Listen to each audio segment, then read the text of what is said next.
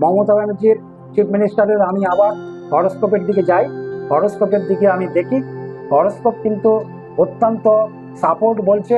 এবং আমার গণনা অনুযায়ী ওই দিনকে যে রেজাল্টটা বেরোবে, মানে শনির মহাদশায় বৃহস্পতির অন্তর্দশায়, আমার হিসাব মতন রেজাল্ট কিন্তু ভালো বেরোবে।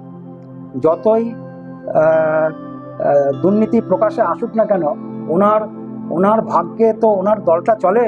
আমি তো প্রথমেই বলেছি, এক একটা দলের এক একটা মুখ আছে, সেই মুখ অনুযায়ী কিন্তু ভোট হয়।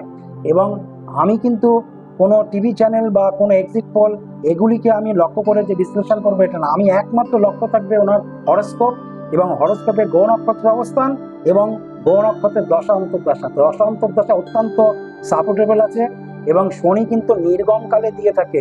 ওনার যখন শনির মহাদশাটা শুরু হয়েছিল, শনির মহাদশা শুরুতেই কিন্তু উনি চিফ মিনিস্টার হয়েছিলেন ওয়েস্ট বেঙ্গলে।